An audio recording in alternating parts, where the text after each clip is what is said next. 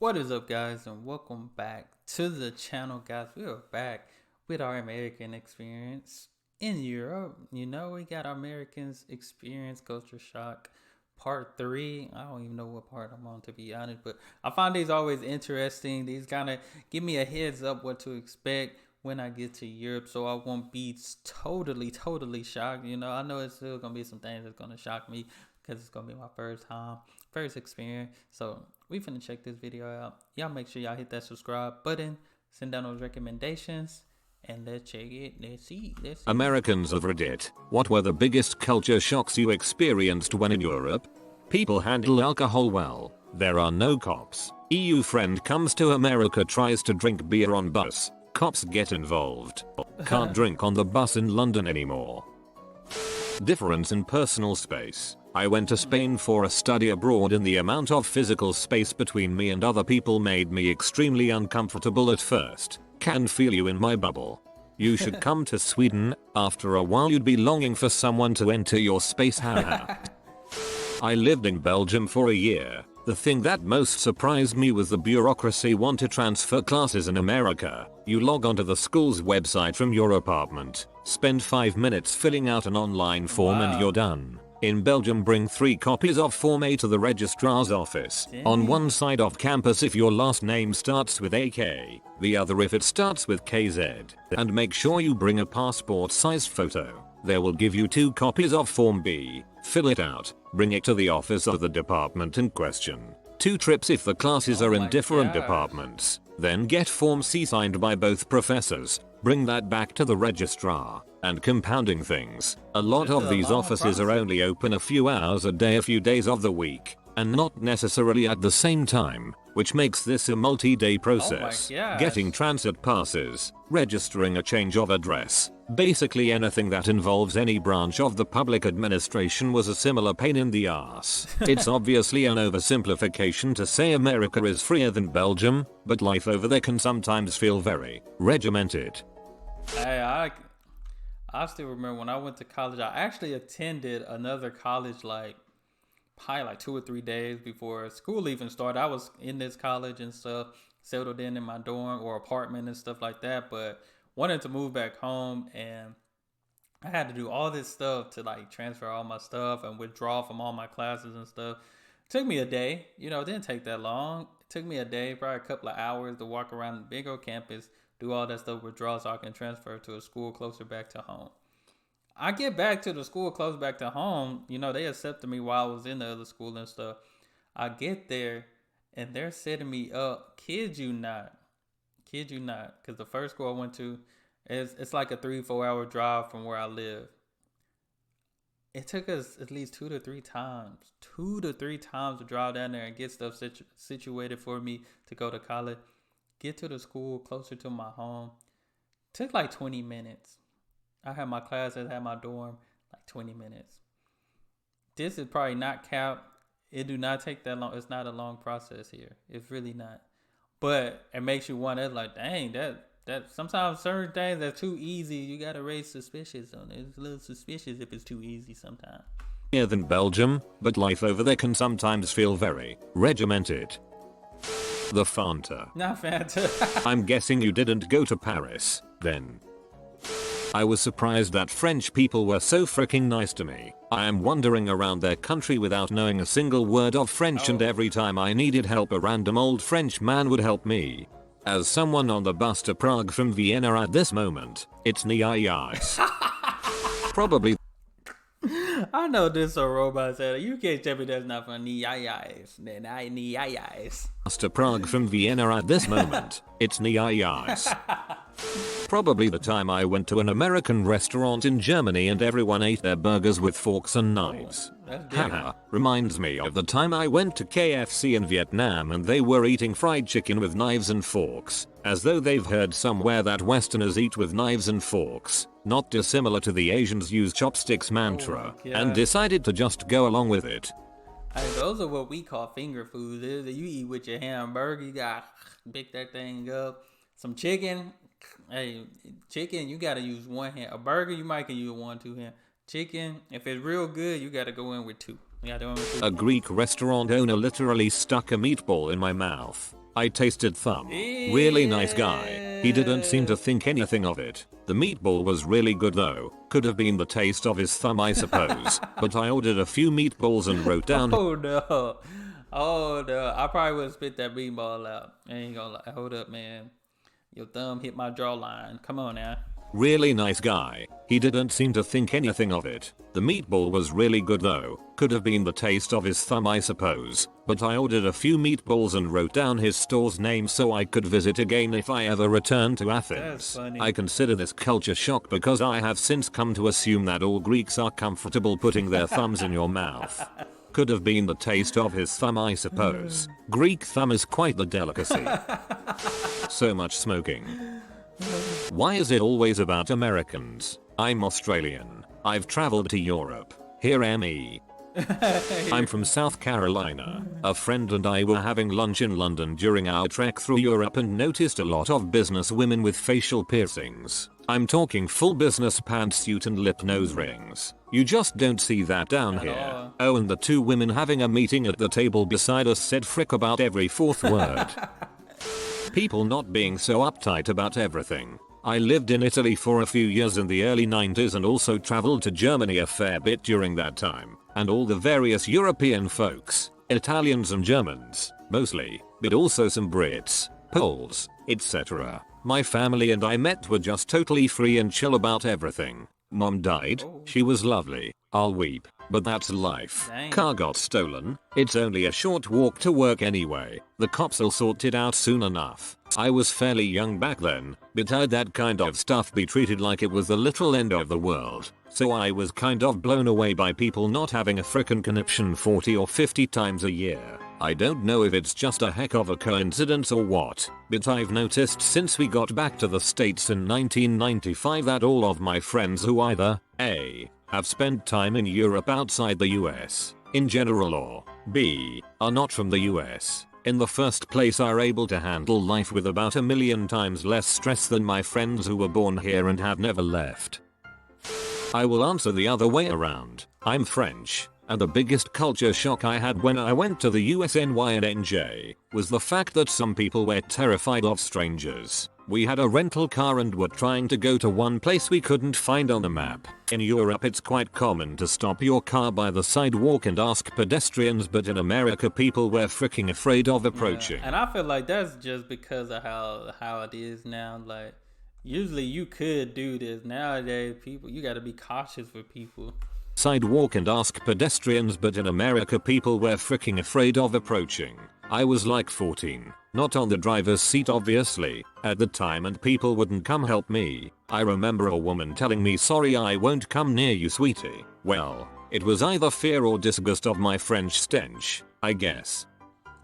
People in Europe were better at speaking at English than I was at speaking their language. In 3 different countries, people stopped me from trying to speak their language and just spoke to me in English. Looking back, it is highly possible that my English, and not my German, actually improved when I visited Germany. Wow. It was fascinating. Restaurants are only open for lunch, then dinner, and are closed in between. In France we showed up to a restaurant at 1 PM and they said they couldn't serve us. We just bought some snacks and had a large dinner, so not a big deal. Being from the San Francisco Bay Area, I'm just used to restaurants staying open all day. The fact that people really do react negatively to you being from America. Ooh. I went to Germany while Bush was president. At one of the bars a girl my age berated my friend and I about Bush for a solid 30 minutes. Despite the fact that neither my friend nor I voted for him, nor did Bush even win Minnesota's electoral vote. She couldn't get it through her head we didn't like Bush either. Germany, they leave the milk out at meals and it gets warm. Warm beer. Teenagers drink, but are mostly responsible about it. Blutwurst, sausage made of blood. It is morally offensive to pass on the right on the Autobahn. Sorry, I didn't hit my mic hard. Blutwurst sausage made of blood? I need to see that. What is that? That's, I mean, I don't know if I can eat blood, but that'd be interesting to see blood sausage. Sausage made of blood. It is morally offensive to pass on the right on the Autobahn. Saw one car do this. You'd think he kicked a puppy. Denmark. unhealthy fascination with fish. I asked a guy what a good Danish gift I could get my wife would be. He recommended herring. People take leaves of absence from their jobs for months at a time. They return to their old jobs like nothing happened. Scotland. I knew they were speaking English, but I couldn't understand them. Of the dozen or so countries I've been to, this is only place that happened. Europe in general. People have a disdain for Americans, except for the ones they have actually met. I had to explain more than once that movies and TV do not equal reality. Practically everybody speaks English. They are shocked when you speak their language. The Danes don't even want you to try. The shops close at 5 p.m. Seriously? It is morally offensive to pass on the right on the Autobahn. Saw one car do this. You'd think he kicked a puppy. It's actually illegal and against the law to pass on the right, primarily due to the missing speed limit. Warm beer. That's not a common thing here. They put mayonnaise on French fries in Holland, and in the movie theaters you can buy a glass of beer. Can I point out that we Dutch have the better version of mayonnaise, not the dribble you can get across the Atlantic Ocean. I definitely don't eat plain mayo here. I do the Miracle Whip. It just got a different, I mean, I know it's not the real deal stuff, but it tastes better than our mayonnaise, our regular mayonnaise, as we would call it. Have the better version of mayonnaise, not the dribble you can get across the Atlantic Ocean. I've tried it a couple of times abroad, but it's way too sour. Our version is more sweet. I might have to try it. The food is really good. Everywhere I went the food was great. While I was living in Spain, I frequently stopped at a truck stop on the way home from Sevilla because it was awesome. Also, people seem to have a much smaller comfort zone.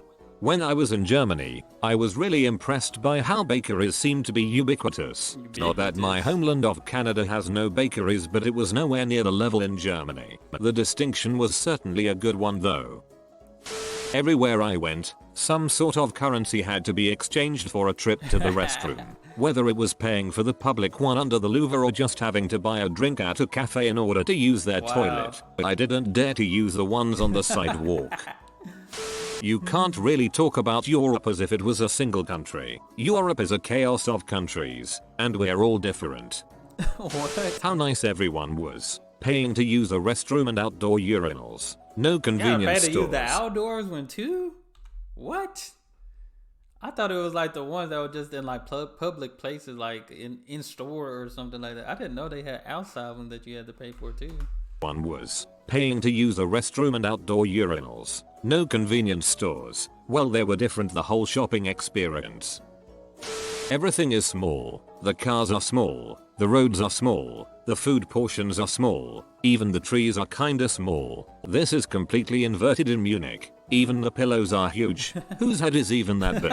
Also, the scenery and buildings outside the window from the train seriously looked like all the classical paintings and postcards. It was really beautiful. And especially in Germany, the trains were A+ amazing and everything was so clean. That's good, that's good. The hatred some people had towards me just because I'm American.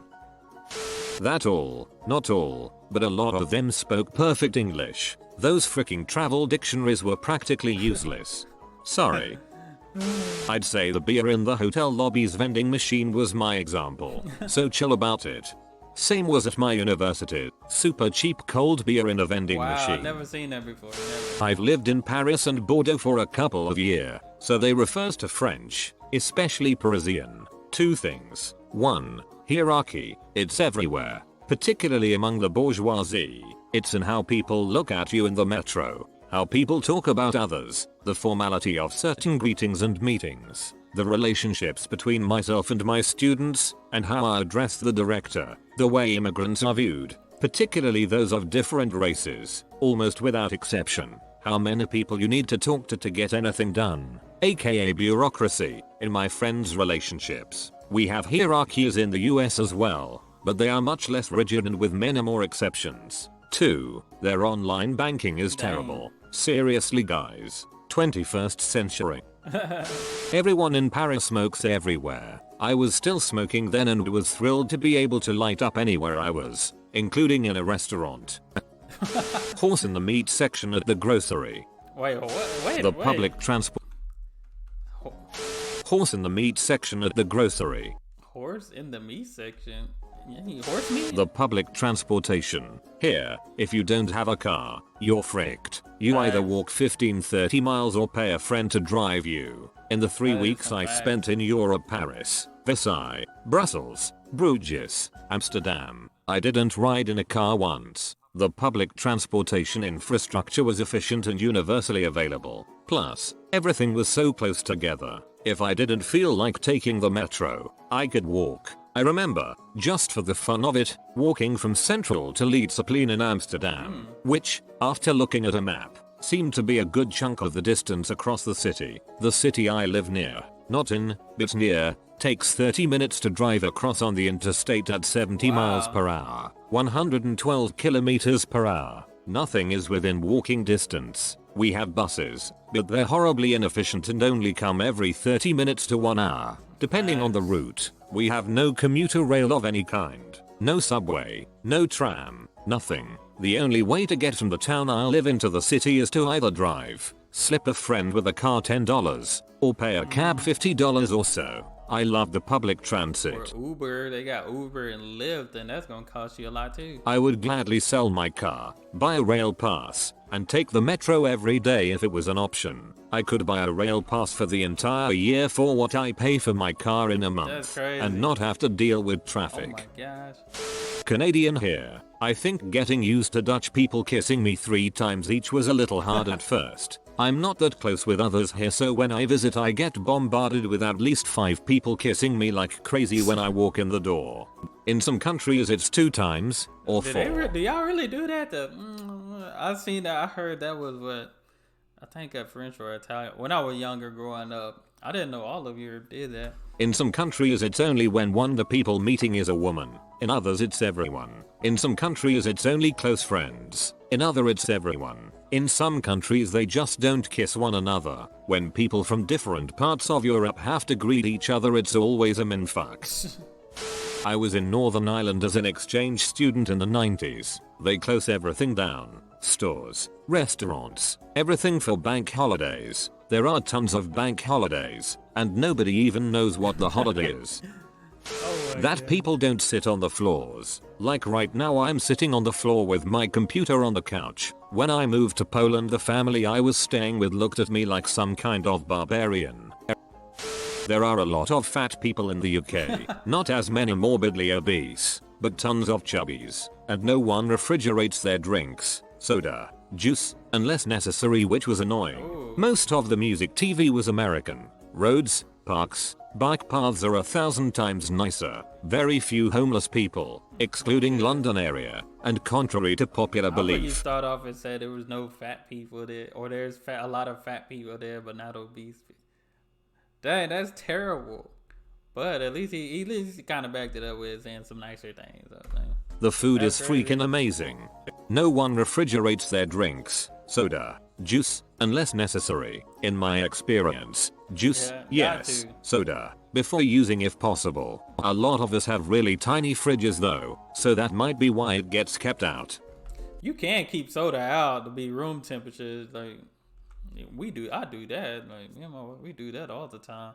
But once you open it, you don't want to leave it out. It do taste nasty. It's gonna get flat and all those things. Juice definitely go in the fridge, but I mean, canned soda, if you know you're just getting one, just put it in the fridge. If you know you're gonna drink it later, type thing. The others go in room temp. You don't want to just put it in the fridge and later on put it out on the side and just let it get warm again. I think that will make you sick, maybe. A lot of us have really tiny fridges though, so that might be why it gets kept out. The lack of registers in supermarkets. I was in a fairly big supermarket in Germany once and I was surprised how there were only 5 registers at the end. It's really mind-baffling how they can get things done at all. No free refills. I remember, matter of fact, I think it was a video on Not Just Bikes where when he was at a grocery store in the Netherlands and they had a little scan thing where you can just scan, you could pay for it.